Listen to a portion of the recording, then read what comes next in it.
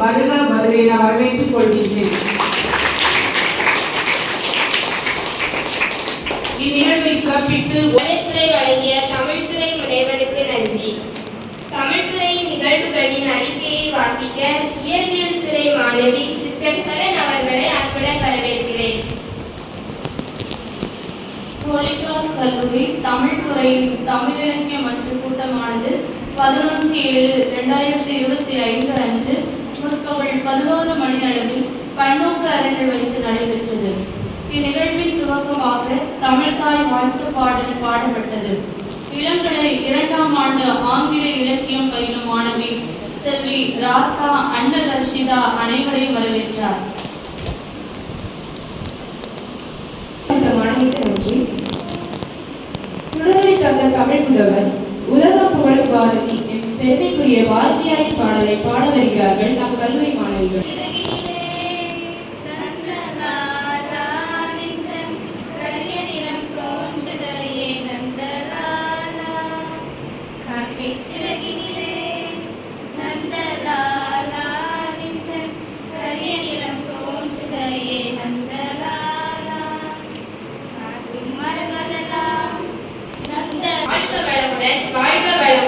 வாழ்க மனிதர் அனைத்துடன் என பாரதியார் தமது வரிகளில் அனைவரையும் வாழ்த்துகிறார். அதுபோல இந்நிகழ்ச்சி வெற்றியவும் இயல்பாக வாழவும் கற்றுத் தருகிறது.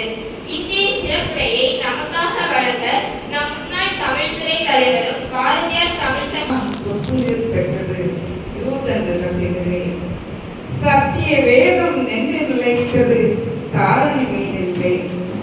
எத்தனை உண்மை வந்து பிறந்தது இயேசு பிறந்ததில்லை. இத்தனை நாள் மானுடன் வாழ்வது இறை இயேசுவின் வார்த்தையிலே.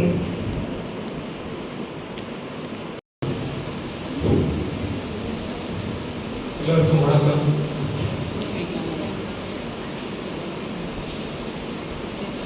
நான் இயல்பிலேயே உங்களை மாதிரி தமிழ் படித்தவங்க கிடையாது. நான் ஒரு வாழ்க்கையில் எனக்கு இன்னைக்கு தான் ஒரு தமிழ் வகுப்பில் இருந்து ஒரு தமிழ் துறை தலைவருடைய பாடத்தை கேட்கக்கூடிய ஒரு வாய்ப்பை பெற்றேன். அந்த வகையில் இந்த அவைக்கு முதல் முறை நன்றி கூறுகிறேன். இதுல ஒரு 150 to 200 மாணவர்கள் இருக்கீங்க. நீங்க எல்லாருமே தமிழ் மாணவர்கள் நினைக்கிறேன், வேற தெரியாது. ஆசிரியர்களாக வர போறீங்க. ஆசிரியர்களாக வந்து இந்த தமிழ் என்ற ஒரு பெருங்கடலை அடுத்த சமுதாயத்துக்கு அடுத்த தலைமுறைக்கு எப்படி கொண்டு போறீங்கன்னு தெரியல. ஏன்னா இவங்க பேசுனதுல எத்தனை பேர் கவனிச்சீங்க அப்படிங்கிறது ஒரு ஐயப்பாடு. நானும் மாணவராக இருந்திருக்கேன். யாராவது புதுசா வந்து அந்த கிளாஸ் கட் அடிக்கலாம், கொஞ்ச நேரம் தூங்கலாம், இல்லை வேற ஏதாவது கதை பேசலாம் அப்படிங்கிற வாய்ப்பாக தான் இதை நாங்கள் எடுத்துப்போம். ஆனால் அந்த வாய்ப்பை எடுத்துக்காம பேசுனவங்களுடைய கருத்துல ஏதாவது ஒரு கருத்தை யார் எடுப்பாங்களோ அவங்க தான் எதிர்காலத்தில் மிகப்பெரும் மனிதர்களா சாதனையாளர்களா மாறலாம்ன்றது எனக்கு கண்டிப்பா தெரியும். அந்த வகையில் நான் ஒரு நன்றி உரைக்காக இங்க வந்திருக்கேன். ஒரே ஒரு அறிவுரை தான், பிடிக்காது இருந்தாலும் சொல்றேன். இது போன்ற பிறந்த நாள் விழா, நினைவு நாள் விழா, இந்த விழா வரும்போது நம்ம செய்ய வேண்டிய ஒரே ஒரு விஷயம் தான், பாரதியார் விழா கொண்டாடுறாங்கன்னா நம்ம செய்ய வேண்டியது பாரதியாருடைய ஏதாவது ஒரு பாட்டை மனப்பாடம் பண்ணணும். இன்னைக்கு அம்மாவுடைய பிறந்த நாள், எல்லாரும் நீங்க பாராட்டினீங்க. இன்னைக்கு பெரியார் பிறந்த நாள். பெரியாருக்கு பிறந்த நாள்ல பெரியாருடைய கருத்து என்னன்னு படிக்கணும். பெண் ஏன் அடிமையான ஒரு அருமையான புத்தகம் எழுதியிருக்காரு, அதை பத்தி யோசிக்கலாம். இன்னைக்கு நம்முடைய பாரத பிரதமர் நரேந்திர மோடி ஐயாவுக்கு பிறந்த நாள். இன்னைக்குதான் சிரிக்கிறீங்க, அவர்தான் ரொம்ப பிடிச்சிருக்கு நினைக்கிறேன். பாரதியாரு பெரியாரு பிடிக்கல, நரேந்திர மோடி எல்லாருக்கும் பிடிச்சிருக்கு. அவருடைய பிறந்த நாள் 75வது பிறந்த நாள். நரேந்திர மோடி எப்படி பிரதமர் ஆனாரு அப்படிங்கறத சிந்திக்கலாம். விழாக்கள் எப்போதுமே ஒரு கவலை ஈர்ப்பு. ஏன் இவரை கொண்டாடுறாங்க, இவர் செய்த சாதனை என்ன என்பதை நாம் சிந்திக்க வைப்பதுதான் விழாக்கள். நான் முதலே சொன்ன மாதிரி பாரதி விழா என்ன சிந்திக்க போறீங்க? அவன் வாழ்க்கையில் நடந்த ஏதாவது ஒரு சம்பவங்களை சிந்திக்க போறீங்களா, இல்லைன்னா இந்த பாரதி விழா அவருடைய பாடல்களை சிந்திக்க போறீங்களா, இல்லை ஏதாவது ஒரு பாடலை மனப்பாடம் பண்ண போறீங்களா அப்படிங்கறத நீங்களே கேட்டுங்க. யாருக்காவது இதுல பாரதியோட ஒரு பாடம் மனப்பாடமா தெரியும்ன்றவங்க கைவசத்துங்க. இந்த கைவசத்துன்றதே பெரிய சிக்கல். கையில ஒரு 10 கிலோ வீட்டை வச்சுக்க மாதிரியே எழுப்ப முடியாது. யாருக்காவது தெரியுமா? சின்ன சிறுகதைகள் பேசி மனம் வாடி துன்பம் விளந்து பிறர் வாழ பல செயல்கள் செய்து நரை கூடி கிழப்பருவ மீது கொடுங்கூற்றுக்கு என பின்மாயும் பல வேடிக்கை மனிதரை போலே நான் வீழ்வேன் என்று நினைத்தாய். இந்த உலகத்துல பல வேடிக்கை மனிதர்கள் இருக்காங்க. பந்தம் போனோன்ற வாழ்ந்துட்டு பிறகு வயசாகி தலைமுடியெல்லாம் நரைச்சு சாப்பிடுற மாதிரி. இதுல எத்தனை வேடிக்கை மனிதர்கள் இருக்கீங்க? மத்தவங்க பார்த்த வேடிக்கை சாதனை மனிதர்கள் எத்தனை பேர் இருக்கீங்க? இதுல எத்தனை பேர் பெண் பாரதியாரா மாற போறீங்க? இங்க எனக்கு தெரியும் இந்த பேசிய பல பேச்சுகளில் நான் 15 ஆண்டுகளாக பாரதியார் சங்கத்தில் இருக்கிறேன். எனக்கு கூட தெரியாத முக்கால் பகுதி செய்திகள் இன்று அறிந்து கொண்டேன். எப்படி சும்மா படிப்பதை விடவும் ஒரு நீங்க படிக்கிறீங்களா பட்ட படிப்புகள், அந்த பட்ட படிப்பை படித்து ஒரு துறை மேலாளராக இருந்து எப்படி பேச வேண்டும் என்பதை இன்று தான் நான் கற்றுக்கொண்டேன். இவ்வளவு செய்திகள் வரிசையாக கோர்வையாக எத்தனை பாடங்களை மனப்பாடமாக உண்மையிலேயே மிக அருமையாக இருந்தது. இந்த வாய்ப்பு உண்மையிலேயே எனக்கு உங்களுக்கு கிடைத்ததோ என்னவோ எனக்கு கிடைத்தது நான் மிகப்பெரும் பேர் கொள்கிறேன். இந்த நிகழ்ச்சிக்கு வந்தமைக்கும் மிகப்பெரிய ஒரு சொற்பொழிவாற்றி எங்கள் மனமொழியை வைத்தமைக்கும் அம்மா அவர்களை நெஞ்சார நெஞ்சார நெஞ்சார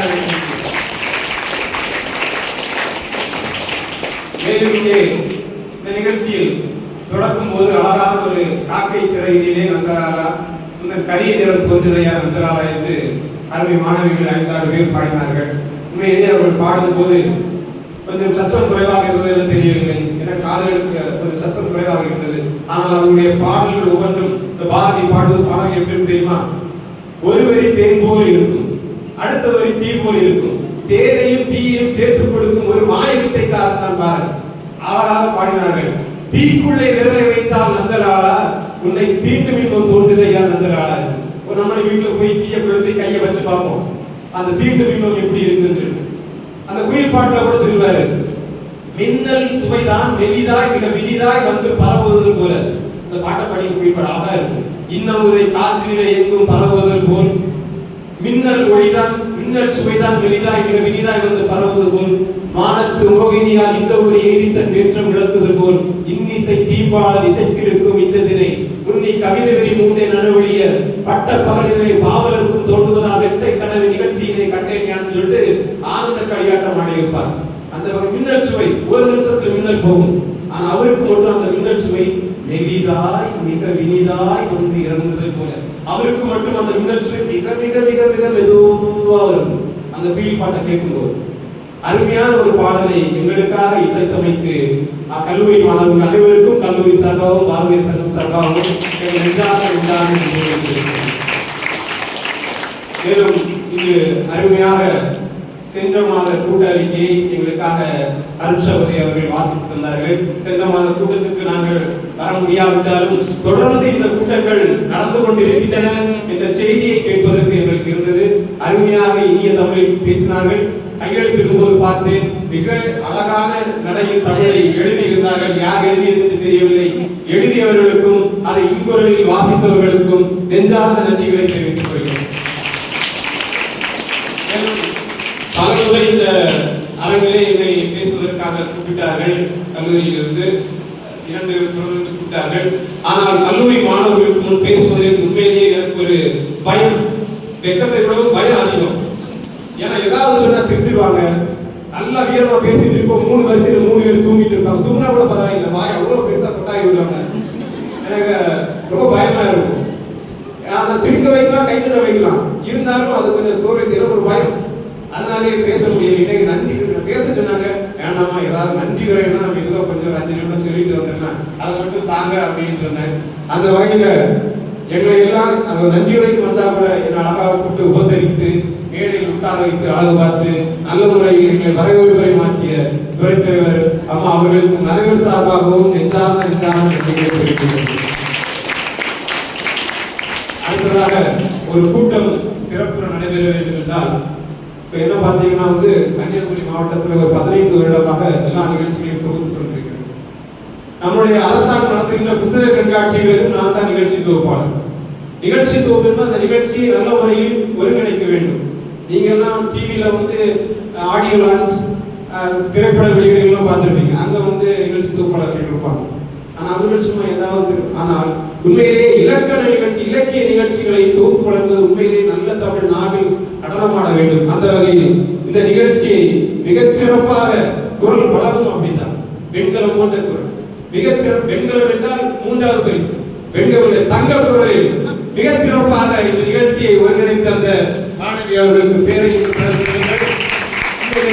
மிகச் சிறப்பான ஒரு நிகழ்ச்சிக்கு ஆக்கிய மாணவி அவர்களுக்கு, அவர்களை ஊக்கப்படுத்திய ஆசிரியர்களுக்கும் நெஞ்சார்ந்த நன்றிகளை கூறிக்கொள்கிறோம்.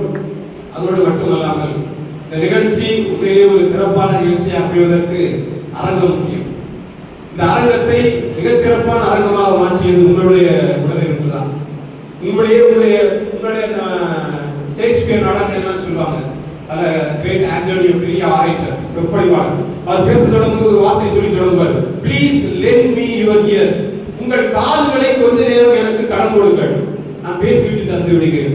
அந்த வகையில் ஒரு அரை மணி நேரம் உங்கள் அனைவரின் காதுகளையும் இந்த விழாவுக்கு கடனாக கொடுத்த உங்கள் அனைவருக்கும் உங்கள் பொற்பாதங்களை வழங்கி நெஞ்சார்ந்த நன்றிகளை உங்களுக்கு தெரிவித்துக் கொள்கிறேன்.